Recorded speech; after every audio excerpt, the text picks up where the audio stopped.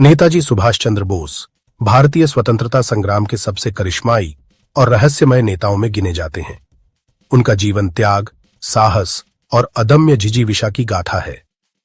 23 जनवरी 1897 को उड़ीसा के कटक नगर में जन्मे सुभाष के पिता जानकीनाथ बोस एक प्रतिष्ठित वकील थे और माता प्रभावती देवी धार्मिक व संस्कारी महिला थीं। उनके परिवार में 14 बच्चे थे, जिनमें सुभाष 9वें स्थान पर थे।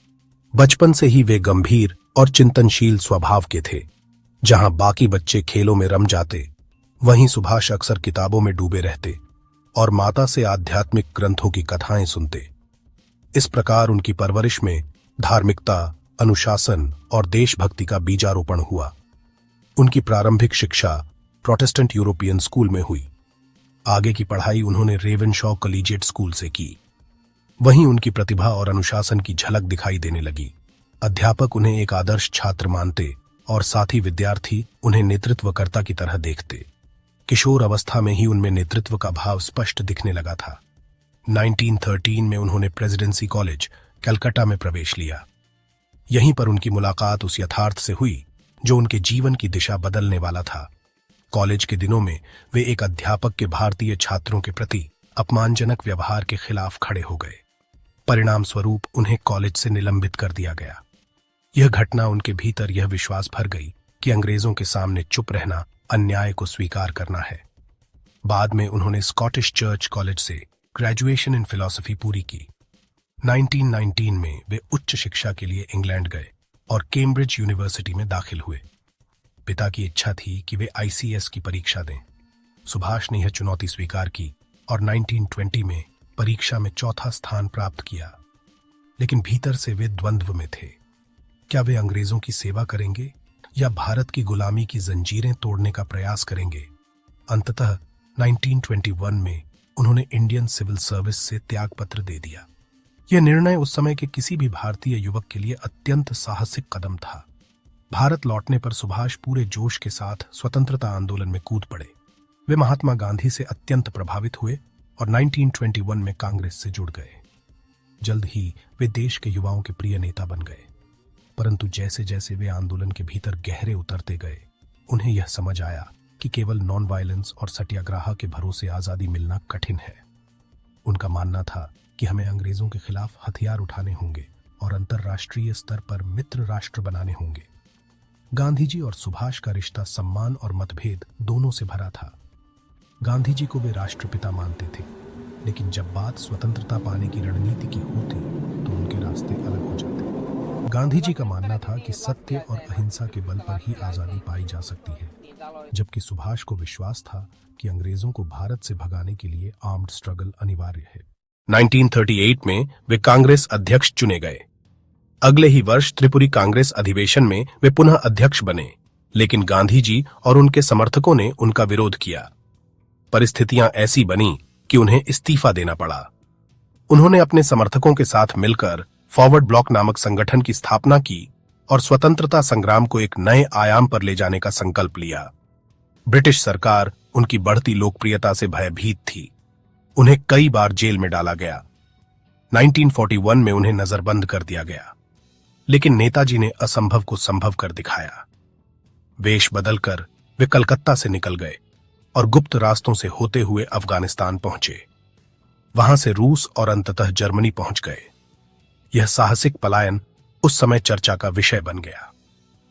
जर्मनी में उन्होंने भारतीय युद्धबंदी सैनिकों को संगठित करना शुरू किया। उन्होंने फ्री इंडिया सेंटर और आजाद हिंद रेडियो की स्थापना की। रेडियो प्रसारण के जरिए उन्होंने दुनिया को भारत की स्वतंत्रता की मांग सुनाई। जर्मनी में हिटलर से उनकी मुलाकात भी हुई। हालांकि वहां से उन्हें सीमित सहयोग ही मिला, लेकिन उन्होंने हार नहीं मानी। उनकी निगाहें जापान और दक्षिण पूर्व एशिया पर थीं, जहां लाखों भारतीय युद्धबंदी थे। 1943 में वे जर्मनी से जापान पहुंचे और फिर जापानियों की मदद से सिंगापुर पहुंचे। यहां उनका भव्य स्वागत हुआ। विशाल जनसमूह के सामने उन्होंने ऐतिहासिक नारा दिया, तुम मुझे खून दो, मैं तुम्हें आजादी दूंगा। यह नारा आज भी भारतीय युवाओं की नसों में जोश भर देता है। यहीं उन्होंने आजाद हिंद फौज की कमान संभाली। आजाद हिंद फौज मूलतः रास बिहारी बोस द्वारा गठित की गई थी, लेकिन नेताजी के नेतृत्व में ये एक अनुशासित और ऊर्जावान सेना बन गई। इस सेना में वे भारतीय सैनिक शामिल हुए जो ब्रिटिश सेना में भर्ती होकर युद्ध में जापानियों के हाथों बंदी बनाए गए थे। नेताजी ने उनमें जोश भर दिया। उन्होंने कहा कि अब समय आ गया है कि वे गुलामी की जंजीरों को तोड़ें और मातृभूमि के लिए लड़ें। आजाद हिंद फौज ने बर्मा और इम्फाल तक पहुंचकर अंग्रेजी सेना के खिलाफ संघर्ष किया। यद्यपि यह अभियान अंततः सफल नहीं हो पाया, पर इसने ब्रिटिश साम्राज्य की नींव हिला दी।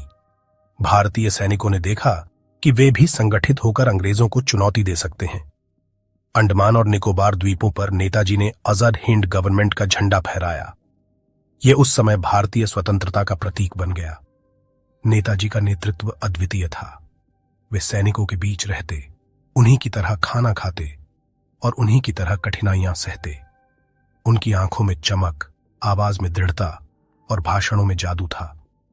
सैनिकों का विश्वास था कि उनके नेताजी उन्हें आजादी दिलाकर ही रहेंगे।